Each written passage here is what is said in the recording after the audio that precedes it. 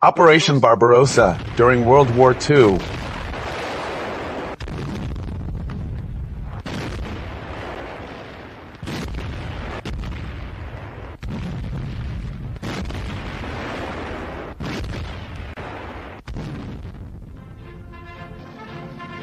Codename for the German invasion of the Soviet Union, which was launched on June 22, 1941.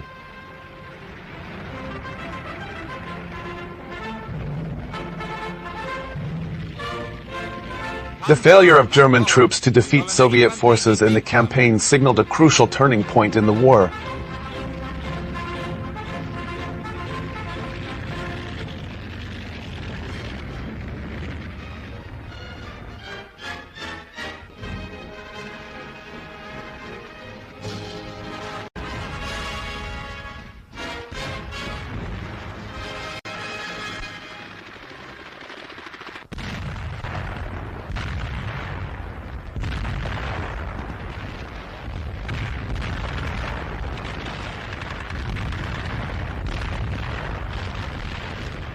Following the Soviet occupation of the Baltic states and of Bessarabia and northern Bukovina in June 1940,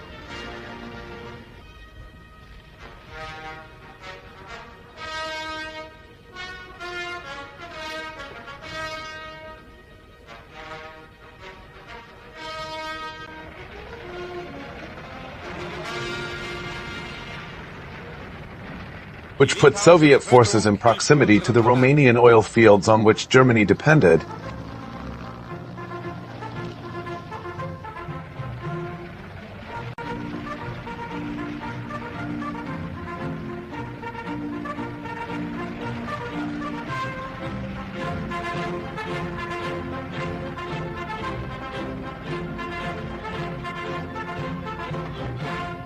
Hitler's long-standing interest in overthrowing the Soviet regime was heightened.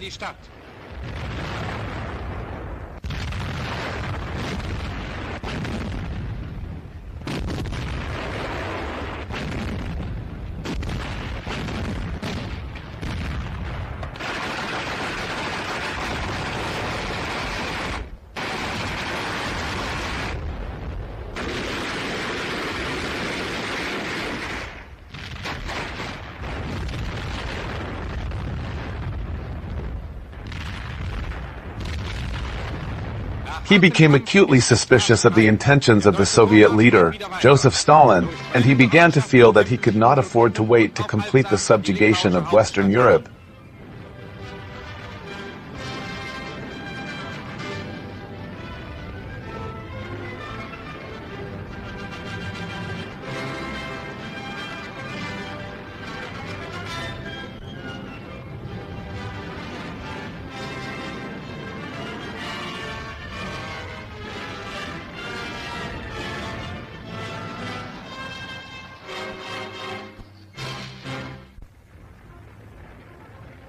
As he had originally planned, before dealing with the Soviet Union.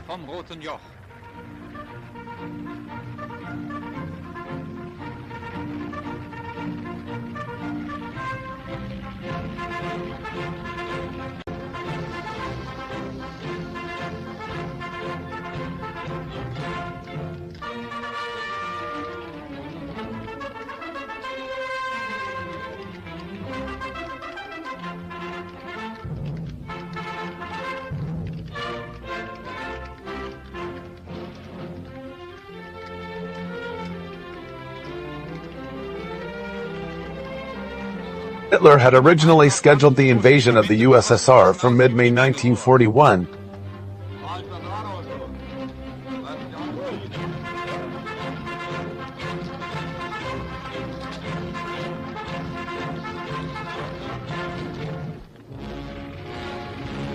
The unforeseen necessity of invading Yugoslavia and Greece in April of that year forced them to postpone the Soviet campaign to late June.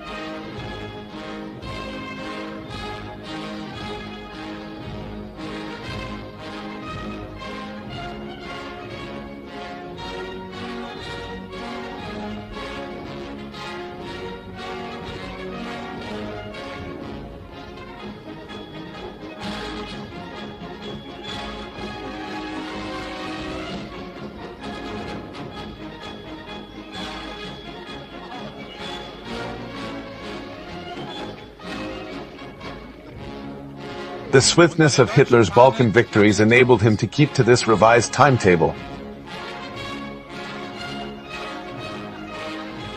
But the 5 weeks delay shortened the time for carrying out the invasion of the USSR.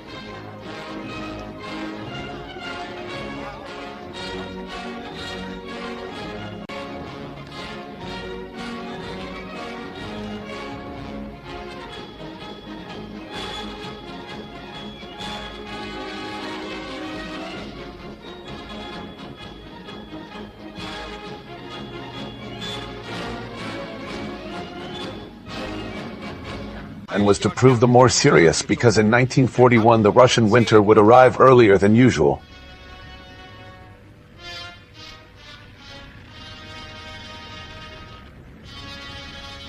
Nevertheless, Hitler and the heads of the Oberkommando des Heeres, namely, the Army Commander-in-Chief, Walter von Brauchitsch, and the Army General Staff Chief, Franz Halder, were convinced that the Red Army could be defeated in 2 or 3 months and that by the end of October the Germans would have conquered the whole European part of Russia and Ukraine west of a line stretching from Arkhangelsk to Astrakhan.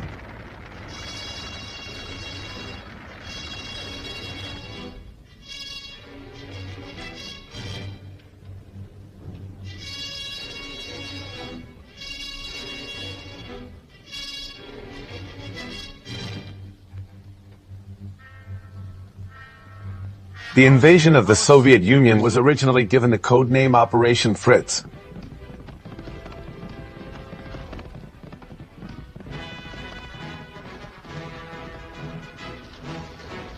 But, as preparations began, Hitler renamed it Operation Barbarossa, after the Holy Roman Emperor Frederick Barbarossa, who sought to establish German predominance in Europe.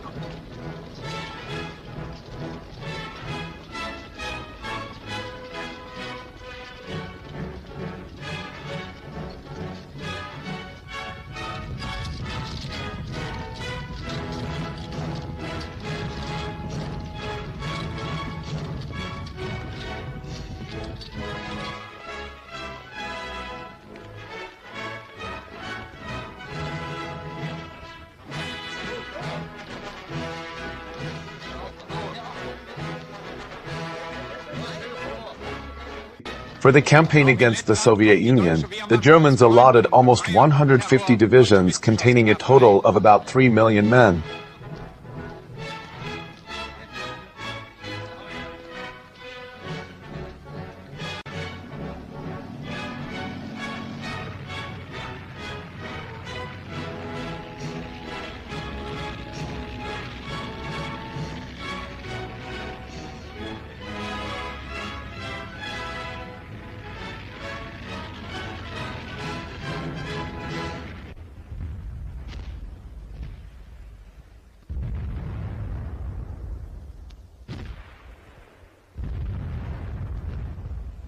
Among those units were 19 Panzer divisions, and in total the Barbarossa force had about 3,000 tanks, 7,000 artillery pieces, and 2,500 aircraft.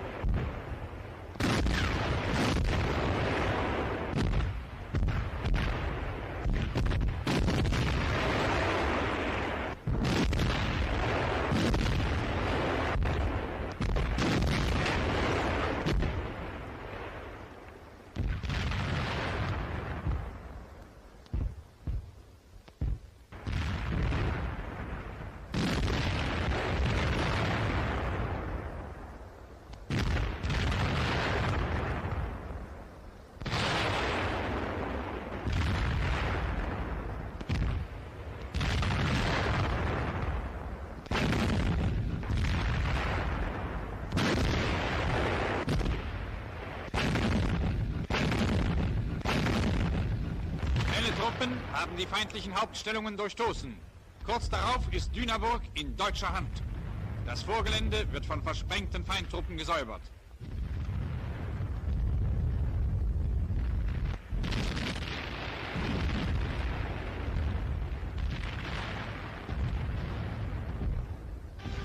Die Sowjetsoldaten kommen aus ihren Verstecken heraus.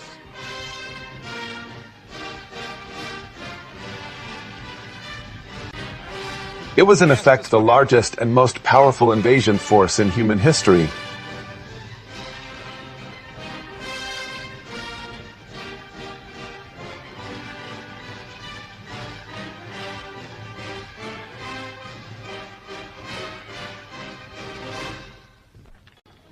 The German strength was further increased by more than 30 divisions of Finnish and Romanian troops.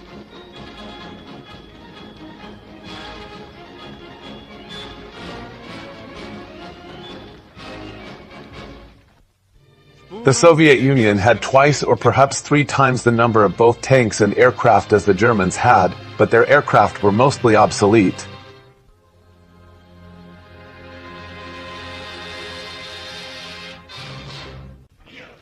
But the Soviets actually brought up more than 200 fresh divisions by the middle of August, making a total of 360 divisions.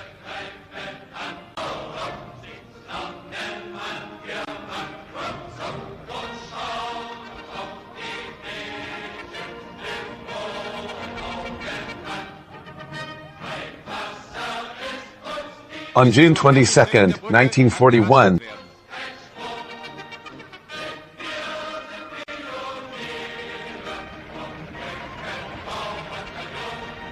the German offensive was launched by 3 army groups under the same commanders as in the invasion of France in 1940.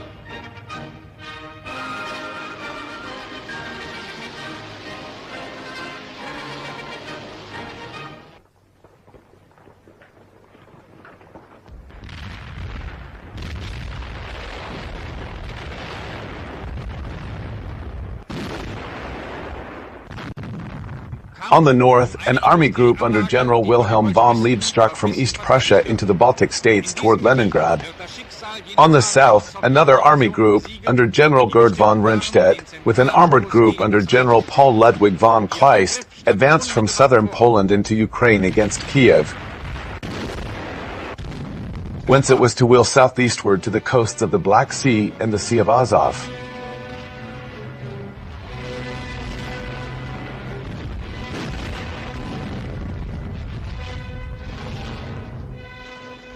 Last, in the center, north of the Pripyat marshes, the main blow was delivered by General Fedor von Bock's army group.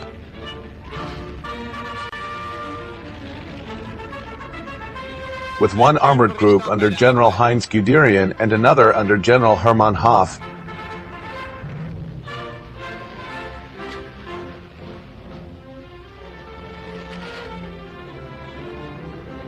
thrusting northeastward at Smolensk and Moscow.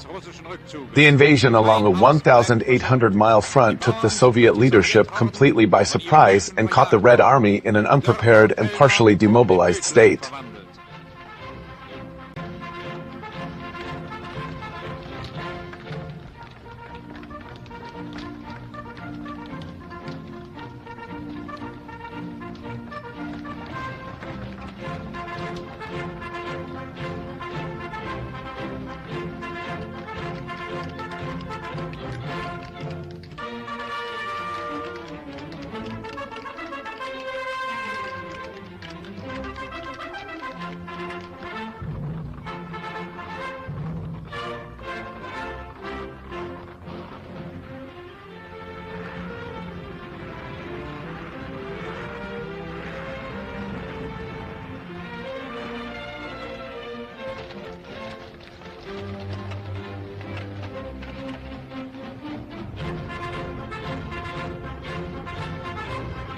As part of the southern flank of Bock's group, Guderian's tanks raced 50 miles 80 kilometers beyond the frontier on the first day of the invasion.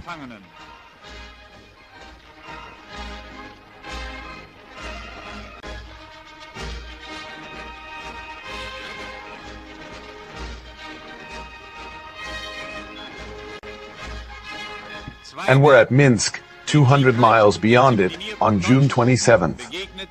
At Minsk they converged with Hoth's tanks, which had attacked from the northern flank, but Bock's infantry could not follow up quickly enough to complete the encirclement of the Soviet troops in the area.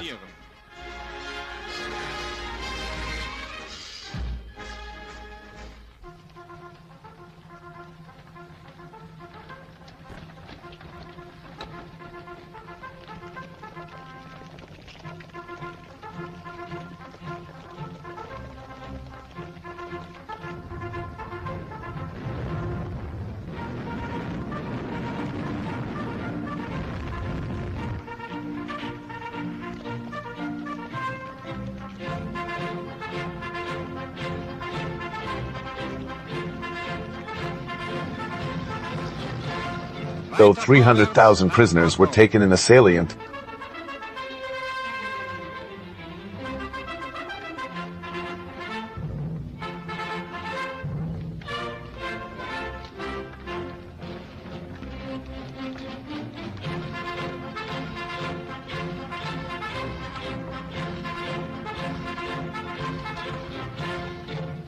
A large part of the Soviet forces was able to escape to the east.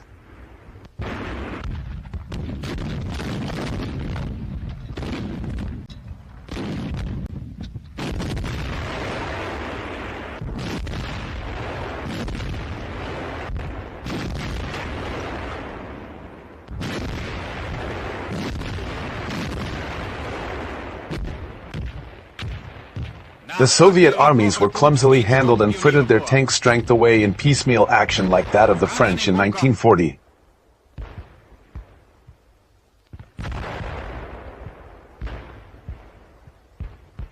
But the isolated Soviet troops fought with a stubbornness that the French had not shown.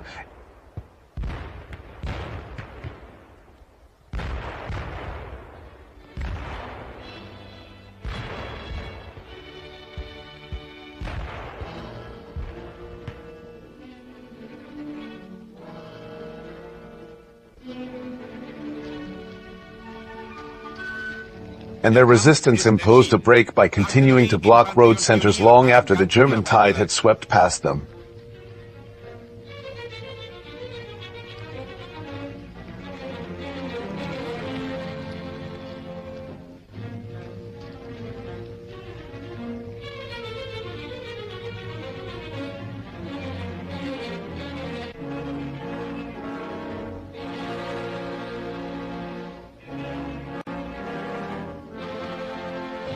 The result was similar when Guderian's tanks, having crossed the Dnieper River on July 10th, entered Smolensk 6 days later and converged with Hoth's thrust through Vitebsk. 200,000 Soviet prisoners were taken.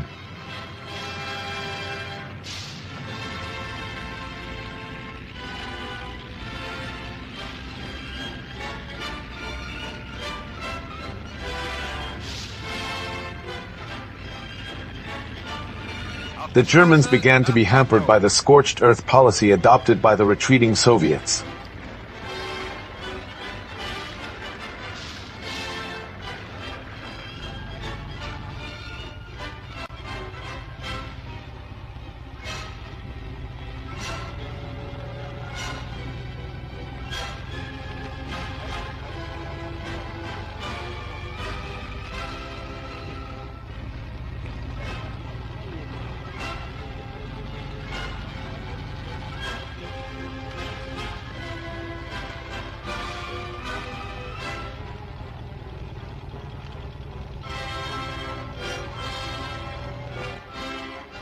The Soviet troops burned crops, destroyed bridges, and evacuated factories in the face of the German advance.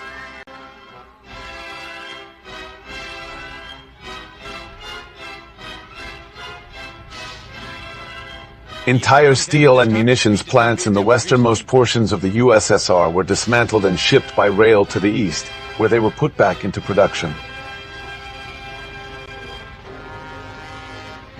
Nevertheless, by mid-July the Germans had advanced more than 400 miles and were only 200 miles from Moscow.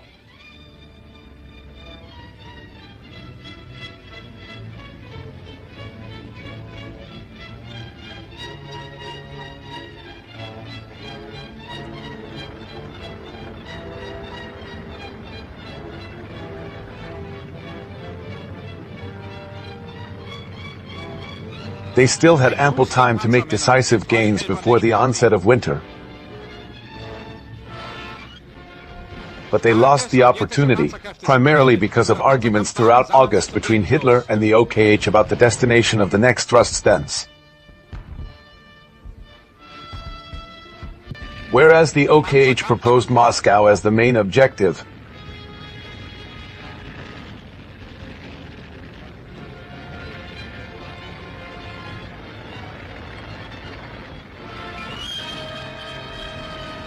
Hitler wanted the major effort to be directed southeastward.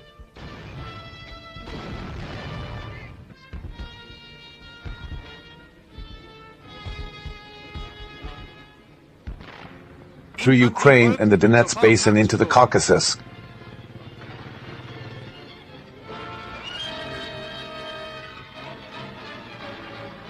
With a minor swing northwestward against Leningrad. In Ukraine, meanwhile, Rundstedt and Kleist had made short work of the foremost Soviet defenses, stronger though the latter had been. A new Soviet front south of Kiev was broken by the end of July, and in the next fortnight the Germans swept down to the Black Sea mouths of the Bug and Dnieper rivers to converge with Romania's simultaneous offensive.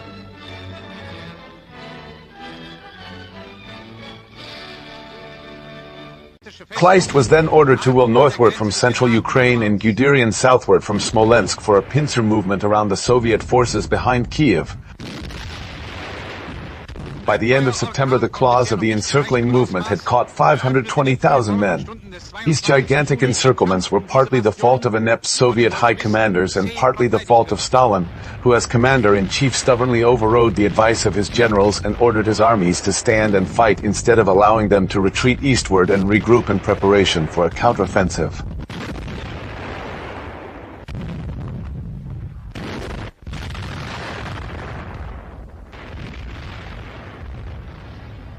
As winter approached,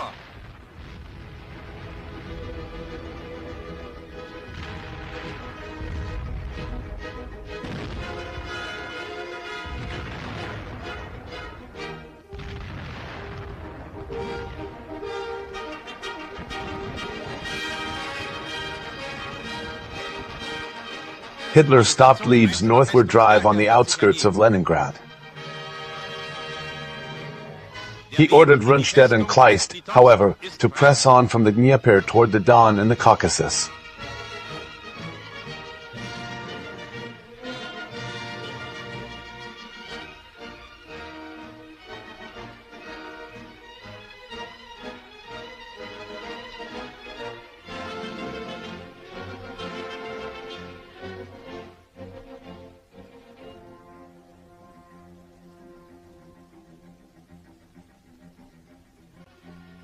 Bach, meanwhile, was to resume the advance on Moscow.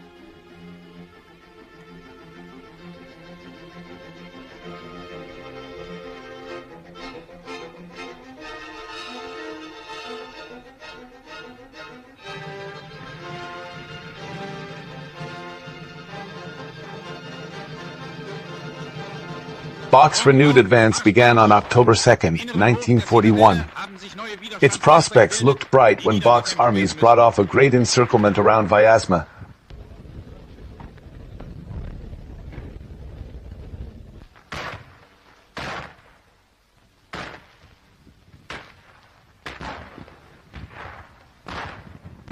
Where 600,000 more Soviet troops were captured.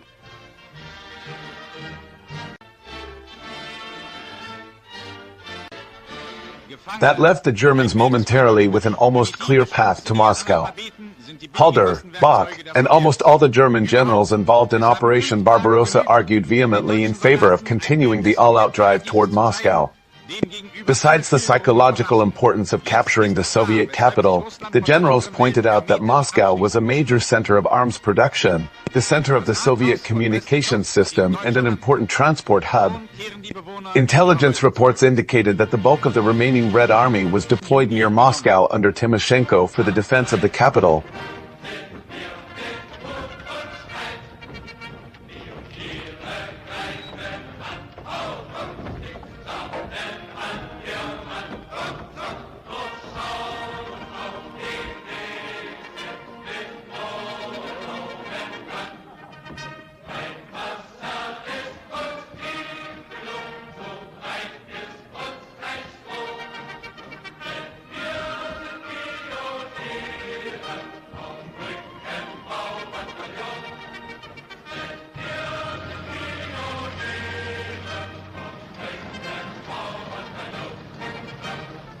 Guderian was sent to Hitler by Bach and Halder to argue their case for continuing the assault against Moscow.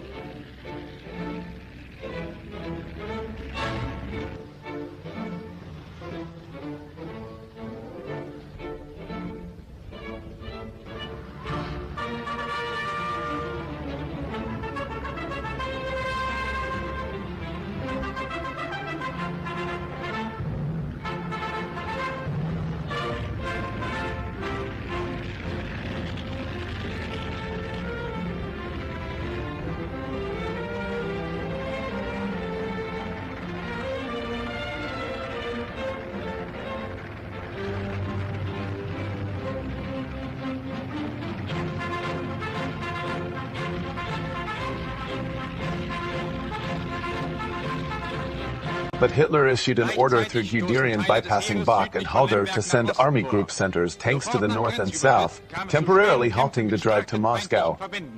Convinced by Hitler's argument, Guderian returned to his commanding officers as a convert to the Führer's plan, which earned him their disdain. Before an attack on Moscow could begin, operations in Kiev needed to be finished.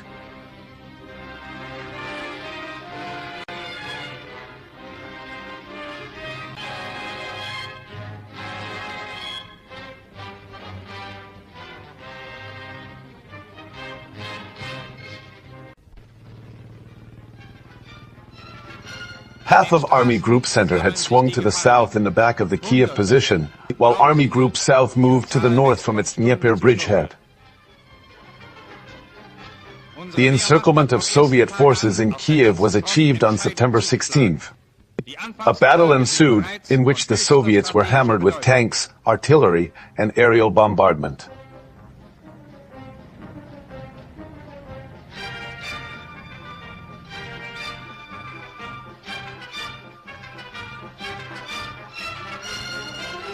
After 10 days of vicious fighting, the Germans claimed to have captured 665,000 Soviet soldiers, although the real figure is probably around 220,000.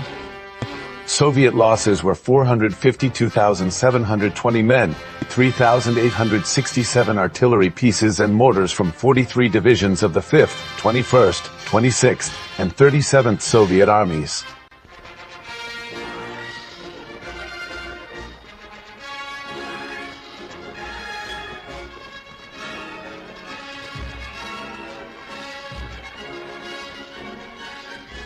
Despite the exhaustion and losses facing some German units from the intense fighting, the massive defeat of the Soviets at Kiev and the Red Army losses during the first 3 months of the assault contributed to the German assumption that Operation Typhoon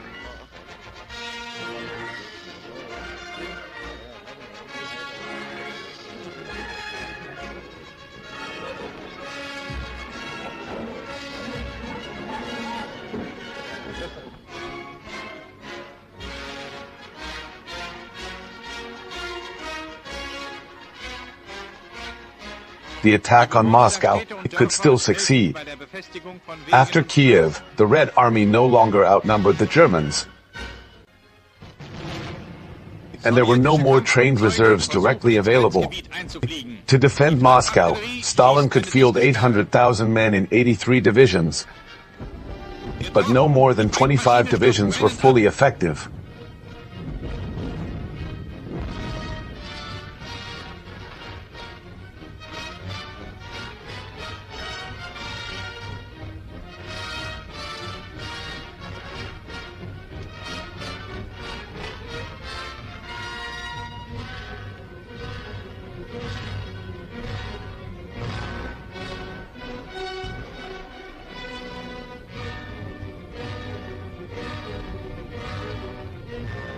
Operation Typhoon, the German drive to Moscow, began on September 30th, 1941.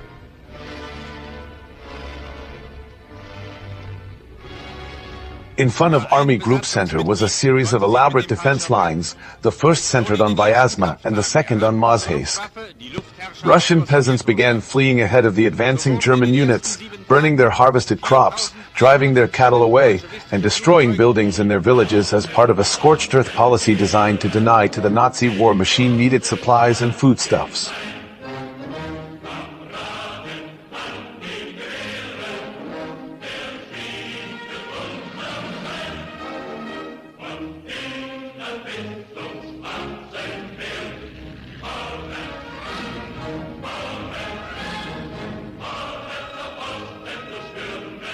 The first blow took the Soviets completely by surprise when the 2nd Panzer Group, returning from the south, took Oryol, just 75 miles south of the Soviet first main defense line.